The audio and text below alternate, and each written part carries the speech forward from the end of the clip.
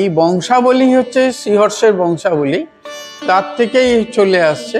এই বংশের কাশিরাম দাস যিনি ছিলেন, তিনি কিন্তু এই বংশেরই, তিনি রামায়ণ রচেন। তাই বর্তমানে দাঁড়িয়ে রয়েছি মন্দিরের একদম সামনে। এখানে সিংহবাহিনী অসুরদলিনী মা দুর্গার একটি স্বর্ণমূর্তি প্রতিষ্ঠিত রয়েছে, যা প্রায় 357 বছরের প্রাচীন। তবে তারও প্রায় 200 বছর আগেই এখানে মায়ের প্রাণ প্রতিষ্ঠা হয়ে গিয়েছিল, কিন্তু তখন এখানে স্বর্ণমূর্তি ছিল না, মায়ের পুজো হতো ঘটে ও বটে।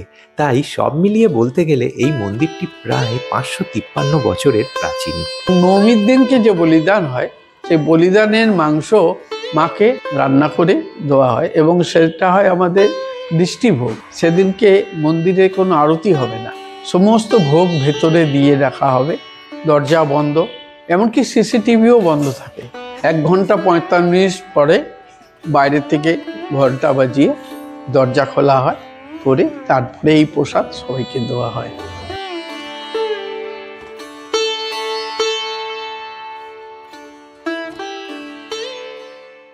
এই চ্যানেলেরই আগের ভিডিওতে আপনাদের বেহালার প্রায় 300 বছরের প্রাচীন সিদ্ধেশ্বরী কালী মন্দিরের কথা বলেছিলাম, যেখানে এই সিদ্ধেশ্বরী কালী মন্দিরের যাবতীয় ইতিহাস এবং মন্দির খোলা বন্ধের সময় এই ধরনের তথ্য দেওয়ার চেষ্টা করেছি।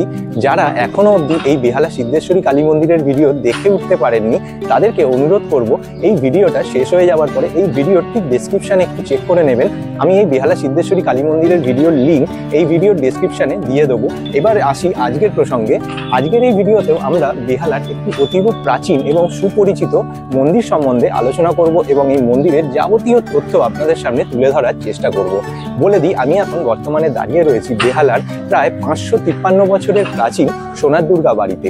আমি প্রথমবার এই মন্দিরে এলাম এবং চেষ্টা করব আপনাদের সাথে এই মন্দিরের যাবতীয় তথ্য, যা যা আমি জানতে পারবো সমস্ত কিছু আপনাদেরকে এই ভিডিওর মাধ্যমে তুলে ধরার চেষ্টা করব।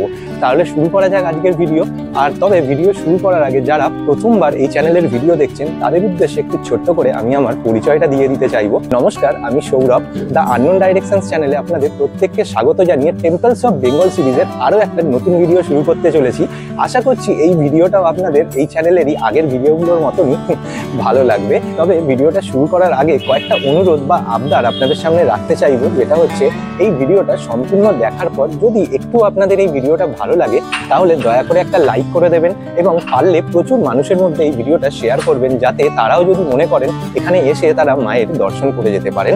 এবং অবশেষে যদি আপনারা এই চ্যানেলের তরফ থেকে এরকম আরও ভিডিও দেখতে চান, তাহলে কিন্তু এই চ্যানেলটাকে সাবস্ক্রাইব করে রাখতে ভুলবেন না এবং অল নোটিফিকেশন বেল আইকনটা কিন্তু প্রেস করে রাখবেন, যাতে এই চ্যানেলে আমি যে কোনো ভিডিও আপলোড করলেই সবার আগে কিন্তু নোটিফিকেশনটা আপনাদের মোবাইলে পৌঁছে যায়। তাহলে চলুন শুরু করছি আজকের ভিডিও। প্রথমেই বলি কিভাবে আপনারা খুব সহজে এখানে চলে আসতে পারবেন। এই মন্দিরে আসতে চাইলে সবার প্রথম আপনাদের চলে আসতে হবে বেহালা ট্রামডিপো স্টপেজে। আমি এখন বর্তমানে দাঁড়িয়ে রয়েছি বেহালা ট্রামডিপো ডায়মন্ড হারবার রোডের ওপর। আর এই যে ডায়মন্ড হারবার রোডের তীর বরাবর যে ডান দিকের অংশটা দেখছেন, এটা সোজা চলে যাচ্ছে তারাতলা মাঝেরহাট হয়ে খিদিরপুরের দিকে। আর ডায়মন্ড হারবার রোডেরই এই যে বাঁ দিকের অংশটা, এটা সোজা চলে যাচ্ছে ঠাকুরপুকুর জোকা হয়ে পৈলানের দিকে। আচ্ছা, এবার বলি, যদি বাসে আসতে চান সেক্ষেত্রে ঠাকুরপুকুর জোকা, পৈলান, আমতলা বা ডায়মন্ড হারবারগামী যে কোনো বাস যেগুলো বেহালার উপর দিয়ে যাচ্ছে, সেই বাসগুলো চেপে আপনারা একদম সহজে চলে আসতে পারবেন এখানে। বাসের প্রসঙ্গে বলি, হাওড়া, শিয়ালদা বা ধর্মতলা থেকে এখানে আসার কিন্তু ডাইরেক্ট বাস পেয়ে যাবেন। বাস নাম্বারগুলো আমি এই ভিডিওর ডেসক্রিপশন বক্সেও দিয়ে দেবো, তাই দয়া করে একবার ভিডিওর ডেসক্রিপশনটা দেখে নেবেন। যারা মেট্রোয় আসবেন মনে করছেন, তারা কালীঘাট মেট্রো স্টেশনে নেবে লেক মার্কেটের দিকের গেট দিয়ে বেরোলেই এই ট্রামডিপোয় আসার ডাইরেক্ট অটো পেয়ে যাবেন, বা যতীন দাস পার্ক মেট্রো স্টেশনে নেবে পশুশ্রী সিনেমা হলের দিকের গেট দিয়ে বেরোলেও এখানে আসার ডাইরেক্ট কিন্তু অটো পেয়ে যাবেন। আচ্ছা, এখন স্ক্রিনের ওপর যে মেট্রো লাইনটা আপনারা দেখতে পাচ্ছেন, এটা হলো জোকা টু বিবিডিবাগ লাইনের মেট্রো, যা এখনো পুরোপুরি চালু হয়নি। এই মুহূর্তে এই লাইনের মেট্রো শুধুমাত্র জোকার থেকে মাঝেরহাট অব্দি চলছে এবং এই মেট্রোর সার্ভিসও খুবই কম এবং ছুটির দিনও সম্ভবত এই মেট্রো বন্ধ থাকে। তাই এখানে আসার জন্য এই মেট্রো রুটটা আমি আপনাদের একদমই সাজেস্ট করব না। লোকাল ট্রেনে যদি আসবেন মনে করেন, সেক্ষেত্রে মাঝেরহাট স্টেশনে নেবে মেন রোডে উঠে থেকে ঠাকুরপুকুর বা জোকা যাওয়ার অটো ধরলেও কিন্তু এখানে ডাইরেক্ট চলে আসতে পারবেন।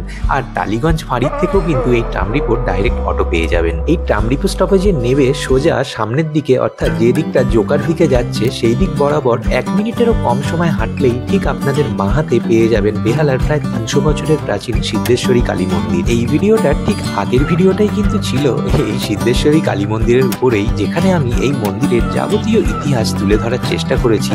যদি আপনারা এখনো সিদ্ধেশ্বরী কালী মন্দিরের ভিডিওটা দেখে না থাকেন তাহলে অনুরোধ করব এই ভিডিও শেষে গিয়ে একবার সিদ্ধেশ্বরী কালী মন্দিরের ভিডিওটা দেখে নিতে পারেন। এই সিদ্ধেশ্বরী কালী মন্দিরের ঠিক উল্টো দিকে যে রাস্তাটা আপনারা দেখতে পাচ্ছেন, একটু আপনাদের জুম করে দেখাই।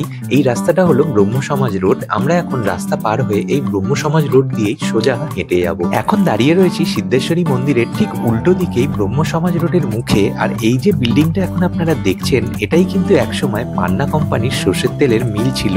বর্তমানে যদিও সেই মিল আর নেই, এখন এখানে পান্নার অন্যান্য ধরনের প্রোডাক্টই বিক্রি হয়, কিন্তু তা সত্ত্বেও এই জায়গাটা কিন্তু এখনো সবার কাছেই পান্না অয়েল মিল নামেই পরিচিত হয়ে রয়েছে। এই ব্রহ্ম সমাজ রোড ধরে সোজা হাঁটলে 10 মিনিটেরও কম সময়ের হাঁটা পথে আপনারা পৌঁছে যাবেন বেহালার প্রায় 553 বছরের প্রাচীন সোনার দুর্গা বাড়িতে, যা আজকে আমাদের গন্তব্যস্থল। আর যদি মনে করেন হেঁটে আসবেন না, সেক্ষেত্রে এই পান্না অয়েল মিলের পাশ দিয়েই ব্রহ্ম সমাজ রোড ধরে সামনের দিকে একটুখানি এগিয়ে গেলেই দেখবেন রয়েছে বিদ্যাসাগর হসপিটাল। এই বিদ্যাসাগর হসপিটালের ঠিক পাশেই রয়েছে অটো এবং রিক্সা স্ট্যান্ড। এখান থেকেও কিন্তু আপনারা অটো বা রিক্সায় করে চলে আসতে পারেন এই মন্দিরে, তবে আমার মনে হয় আপনারা হেঁটেই চলে আসতে পারবেন। দেখুন, কথা বলতে বলতে চলেও এলাম একদম মন্দিরের সামনেই। এই যে ডান হাতে হলুদ রঙের বাড়িটা দেখছেন, এটাই হলো কিন্তু বেহালার অতি পরিচিত মুখোপাধ্যায় বাড়ি বা সোনার দুর্গা বাড়ি। বাড়ির প্রবেশদ্বারের ঠিক পাশেই পাথরের ফলকে খোদাই করা রয়েছে ঈশ্বর জগৎরাম মুখোপাধ্যায়ের নাম, যিনি এই মুখোপাধ্যায় পরিবারের প্রতিষ্ঠাতা। চলুন এবার প্রবেশ করা যাক ভিতরে। বর্তমানে দাঁড়িয়ে রয়েছি মন্দিরের একদম সামনে। এখানে সিংহবাহিনী অসুরদলিনী মা দুর্গার একটি স্বর্ণমূর্তি প্রতিষ্ঠিত রয়েছে, যা প্রায় 357 বছরের প্রাচীন। তবে তারও প্রায় 200 বছর আগেই এখানে মায়ের প্রাণ প্রতিষ্ঠা হয়ে গিয়েছিল, কিন্তু তখন এখানে স্বর্ণমূর্তি ছিল না, মায়ের পুজো হতো ঘটে ও বটে। তাই সব মিলিয়ে বলতে গেলে এই মন্দিরটি প্রায় 553 বছরের প্রাচীন। মূল গর্ভগৃহের ঠিক সামনেই একটা ছোট্ট ঠাকুর দালান রয়েছে, এখান থেকেই আপনারা মাকে দর্শন করতে পারবেন। এই মন্দিরের অন্দরমহলের গঠনশৈলী দেখলেই খুব সহজেই এই মন্দিরের প্রাচীনত্বের একটা স্পষ্ট ধারণা পাওয়া যায়। এই মন্দিরে আগে মোষবলি প্রথার প্রচলন ছিল, কিন্তু এখন আর মোষবলিটা হয় না। এখন চালকুমড়ো বলি, আখ বলি এবং পশু বলি হয়ে থাকে। মূল গর্ভগৃহে এই যে খড়গগুলি দেখতে পাচ্ছেন, এগুলোই বলির সময় ব্যবহার করা হয়ে থাকে। এবার আপনাদের এখানকার দুর্গাপুজোর বিশেষ একটা নিয়মের কথা বলি। এখানে মহালয়ের পরের 3 দিন অর্থাৎ প্রতিপদ, দ্বিতীয়া ও তৃতীয়া মায়ের চণ্ডীরূপ প্রতিফলিত হয়, অর্থাৎ মায়ের পিছন দিকে যে চালচিত্রটা দেখছেন, এই চালচিত্রটা সরিয়ে নেওয়া হয়। অর্থাৎ লক্ষ্মী, গণেশ, সরস্বতী, কার্তিক এনারা কেউই সেই সময় মায়ের সাথে থাকেন না, এবং এই 3 দিন পরে মায়ের রাজবেশ শুরু হয়ে যায়। এখানে একটু নিচের দিকে লক্ষ্য করলে দেখবেন মায়ের 2 পাশে বিরাজ করে রয়েছেন মায়ের 2 সখী জয়া ও বিজয়া। ঘড়ির কাঁটায় 11টা বাজতেই প্রত্যেক দিনের মতন এখানকার নিত্য পুজো শুরু হয়ে গেল। এখন যাকে দেখছেন পুজো করতে, ইনি হলেন এই মুখোপাধ্যায় পরিবারের 30তম পুরুষ শ্রীযুক্ত ইন্দ্রজিৎ মুখার্জি, যার কাঁধেই এখন এই মন্দিরের দায়িত্বভার রয়েছে।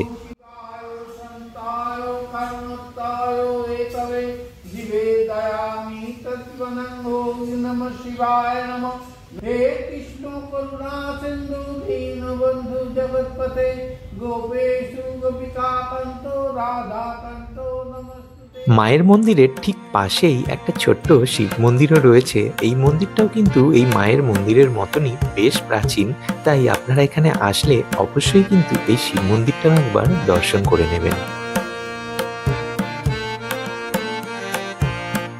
এই হাঁড়িকাঠটি পুজোর সময় বলিদানের জন্য ব্যবহার করা হয়ে থাকে। এই প্রাচীন মন্দিরের ইতিহাসটা জানার উৎসাহে এবং এখানকার সন্ধ্যা আরতিটা দেখার আগ্রহে আরও একবার সন্ধ্যেবেলা চলে এলাম এই মন্দিরে। আর সকালে যেটা দেখানো হয়নি সেটা হলো এই ঠাকুর দালানেরই এক পাশে এই পরিবারের একটি বংশতালিকা রয়েছে, যেখান থেকে এই পরিবারের পূর্বপুরুষদের একটা সম্যক ধারণাও পাওয়া যায়।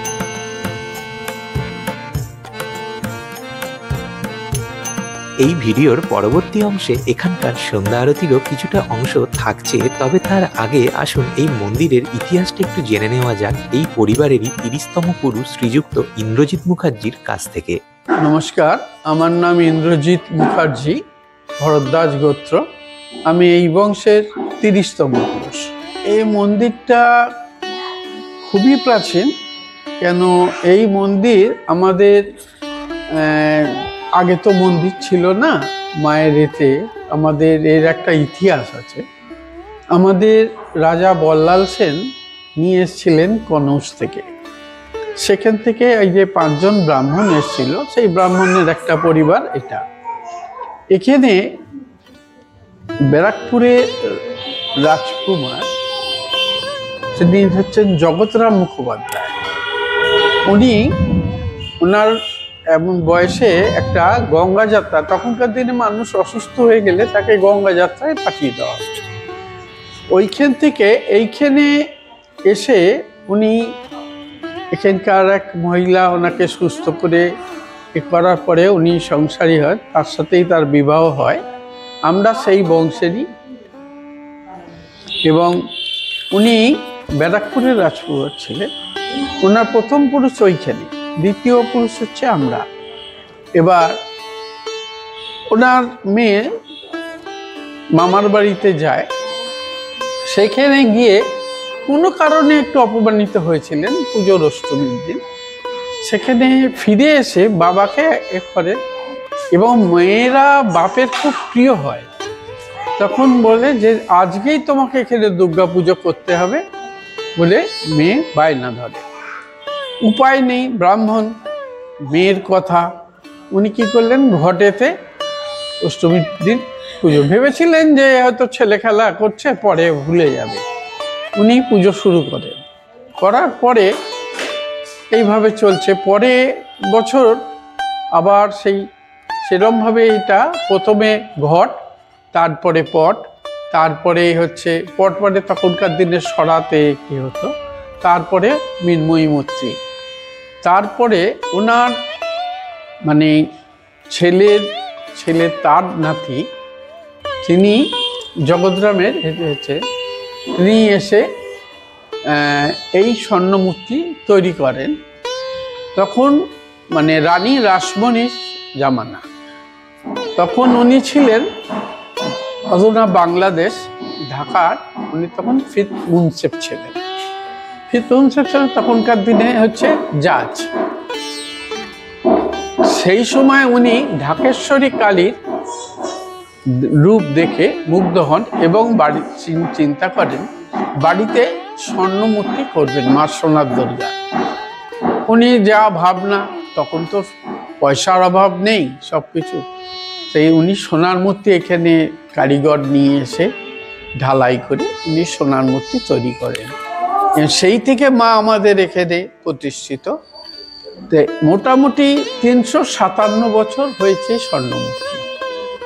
আচ্ছা, মানে তার আগে ঘটে বা পটে হতো, সেই জন্য 553 বছরের পুজো এটা।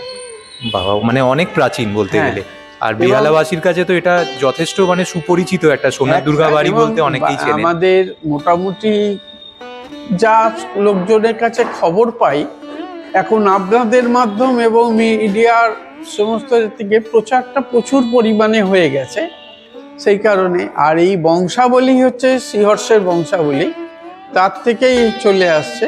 এই বংশের কাশিরাম দাস যিনি ছিলেন, তিনি কিন্তু এই বংশেরই, তিনি রামায়ণ রয়েছে, তাই এখনো গেলেই দেখতে পাবেন লিস্টে নাম আছে। এইভাবেই হয়ে আসছে। এইবার এই পুজোর পদ্ধতি, এখানে আমাদের দোল, দুর্গা উৎসব সবকিছুই পুজো হয়। আচ্ছা, এখানে রথ, পেতলের রথ আছে আমাদের।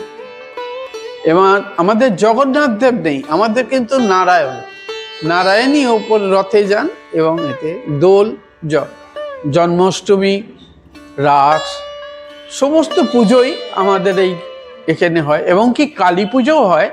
কালী পুজোটা হয় মা সেদিনকে এক রাত্রির জন্যে বাবার ঘরে চলে যান, বাবা তো ভৈরব, ওনার ঘরে চলে যান।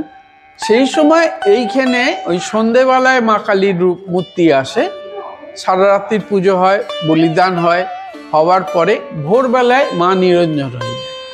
তারপরে ঘরটা ধোয়া হয়ে গেলে মা আবার সকালবেলায় যথাস্থানে চলে আসে। এই গেল আমাদের কালী পুজোতে। দুর্গা পুজোর আমাদের প্রতিপদ থেকে এখানে কল্প বসে, সেইভাবে পুজো চলে আসে। কল্পর থেকে আমাদের দ্বাদশ শিব তৈরি, শিবের পুজো, তুলসীদান, চণ্ডীপাঠ, এই সমস্তগুলো চলে। তারপরে পঞ্চমীর দিন থেকে আমাদের নবপত্রিকার পুজো, যখন ষষ্ঠীর দিন হয় ষষ্ঠীর দিন, তারপরে সপ্তমী, অষ্টমী, নবমী, দশমী, এই করে আমাদের পুজো চলে। আর পুজো বা আমাদের বাড়ির কতগুলো জিনিস নিয়ম আছে, সেগুলো সচরাচর অন্য কোনো জায়গায় হয় না। আমাদের ঘটে বেলতলায় পুজো আরম্ভ হলো, বেলতলার পরে সপ্তমীর দিন মহাস্নান হবে। অন্য অন্য জায়গায় গঙ্গায় বা অন্য পুকুরে গিয়ে নবপত্রিকার চান করানো হয়, কিন্তু আমাদের তা না। আমাদের নবপত্রিকার চান হয় আমাদের বাড়িতেই, আমাদের বাড়িতেই চান হবে। এবং চান করার পরে ওনাকে কাপড় চোপড় পরিয়ে এখানে শ্রী আচার হয়, তাকে বরণ করে নিয়ে যাওয়া হয়। সবাই বলে গণেশের বউ, গণেশের বউ কিন্তু কলা বউ নয়।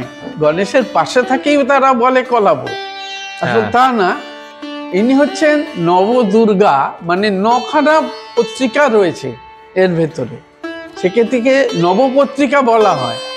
এবং মা দুর্গার প্রাকৃতিক রূপ ধরে এটা পুজো হয়। এখানে সবাই কিন্তু ভুল করে যে কলা বউ গণেশের বউ, বেশিরভাগ লোকেরই এটাই আমরাও ধারণা। ছোটবেলায় সেটাই শুনেছি, কিন্তু তা না। আমরা এখন পুজো করতে গিয়ে জিনিসগুলো দেখি যে না, সেই রূপকে নিয়ে এসে পুজো করা হয়। এবং সপ্তমী, অষ্টমী, নবমীর দিন আমাদের এখানে বলিদান হয়। পশু বলি, চাল কুমড়ো বলি, আগ বলি। আগে যেমন মোষ বলি হতো, তখন মোষ বলিটা হয় না। তারপরে কুমারী পুজো এবং সদবা পুজো করার পরে এখানে হবে। এবং আমাদের চিরপরিচিত একটা প্রাচীন জিনিস রয়েছে, কাদামাটি। কাদামাটিটা হয় আমাদের এই ঠিক বলিদানের রক্তের ওপরে জল ঢেলে ওইখানে মাটিতে। আগে কি হতো, মল্লযুদ্ধ হতো, মানে কুস্তি। এখন তার কুস্তি করতে গেলে লিভার বেরিয়ে যাবে, সেই জন্য ওই মাটিতেই বসে মহিলারা একটু গান শোনায়, আর ছেলেরা বসে একটু ঘুরে নেচে, তারপরে পুকুরে গিয়ে চান করে ফিরে এসে এখানে প্রসাদ গ্রহণ করে। তারপরে এবং আমাদের কিন্তু 3বার ভোগ হয়। প্রথমে খিচুড়ি ভোগ। খিচুড়ি ভোগটা কিন্তু আমাদেরকে আশ্চর্য জিনিস।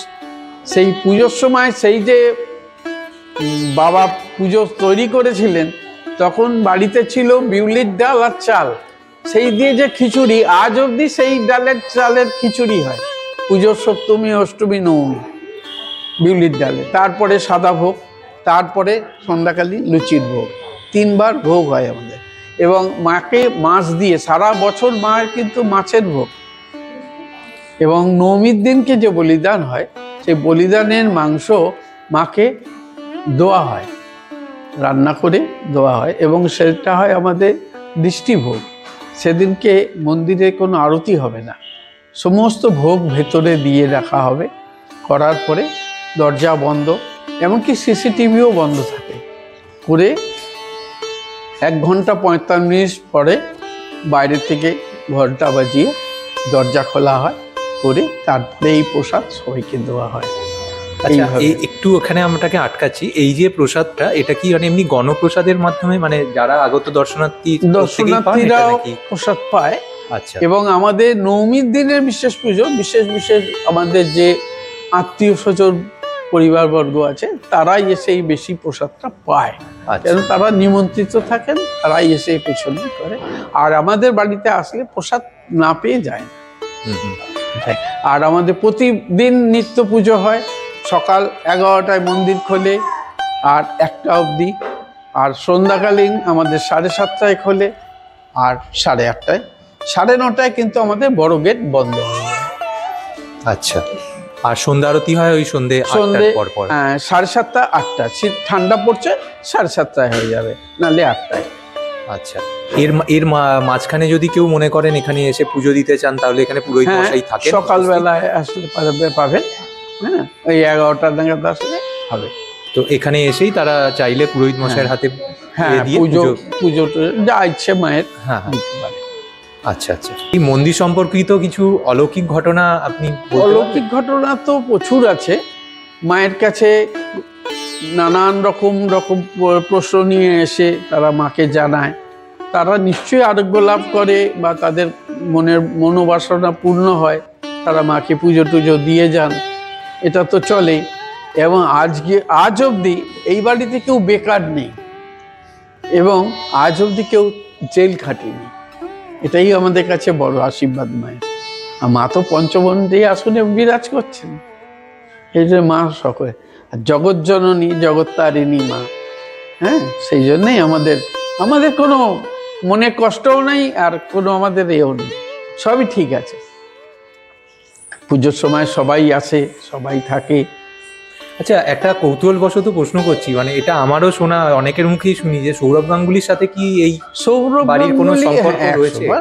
সৌরভ গাঙ্গুলি সোনা দুর্গা বাড়ি, সৌরভ গাঙ্গুলি এবারে নাতি। আচ্ছা, মানে মানে মামা বাড়ি এটা হিসাব? এটা মামার বাড়ি, এটা মামার নয়, ওর দাদুর মামার বাড়ি। আচ্ছা, তারপর থেকে মামার বাড়ি হিসেবে চলে। আচ্ছা আচ্ছা, তো এমনি উনি আসেন এখানে পুজোর সময়? বা পুজোর সময় এখন তো সময় পায় না, হ্যাঁ, যখন সময় পায় নিশ্চয়ই আসে।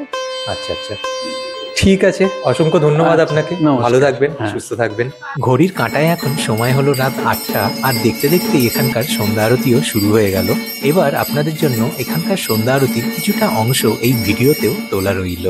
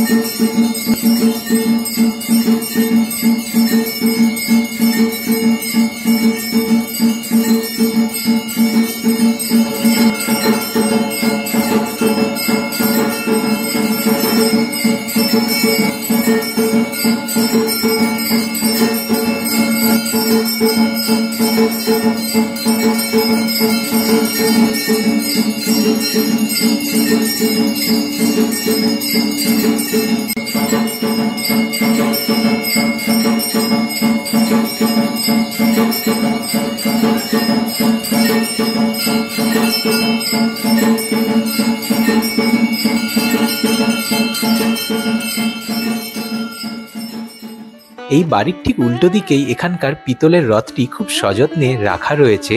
আর এখানকার রথযাত্রার একটি বিশেষ নিয়ম হলো, এখানে কিন্তু জগন্নাথ দেবের রথযাত্রা হয় না, রথে চেপে নারায়ণ যান এবং কোলে করে নারায়ণ আবার বাড়ি ফিরে আসেন। এটাই হলো এখানকার রথযাত্রার একটা বিশেষ নিয়ম। আজকের ভিডিওটা তাহলে এখানেই শেষ করছি। আশা করছি এই ভিডিওর মাধ্যমে আপনাদের বেহালার এই অতীব প্রাচীন মন্দিরের যাবতীয় তথ্য দিতে পেরেছি। তবে এটাও ঠিক যে একটা ভিডিওর মাধ্যমে এই এত প্রাচীন মন্দিরের যাবতীয় তথ্য তুলে ধরা সম্ভব নয়, তাও আমি আমার দিক থেকে যতটা সম্ভব চেষ্টা করলাম। এরপরে যদি কিছু খামতি রয়ে গিয়ে থাকে তাহলে কমেন্ট সেকশন তো খোলাই রইল, আপনারা নির্দ্বিধায় সেখানে এসে কমেন্ট করতে পারেন। আপনাদের প্রত্যেকটা কমেন্টের আমি রিপ্লাই করব, এটুকু আমি কথা দিয়ে গেলাম। আর আপনাদের যে মূল্যবান মতামত সেগুলোও কিন্তু আপনারা জানাতে ভুলবেন না। কেমন লাগছে এই চ্যানেলের ভিডিও, আরো কিভাবে ইমপ্রুভ করা যেতে পারে এই চ্যানেলের কন্টেন্টগুলো, এগুলো আপনারা জানালে আমি কিন্তু খুব খুশি হব এবং সেই অনুযায়ী আমি এগোতে পারবো। আর যারা যারা এই মুহূর্তে বেহালা থেকে এই ভিডিওটা দেখছেন তারা কিন্তু অবশ্যই কমেন্ট করে জানাবেন, তার কারণ বেহালাবাসীর কাছে কিন্তু এই মন্দিরটা খুবই পরিচিত। তাহলে ফিরছি খুব তাড়াতাড়ি নতুন কোনো ভিডিও নিয়ে। প্রত্যেকে খুব ভালো থাকবেন, সুস্থ থাকবেন।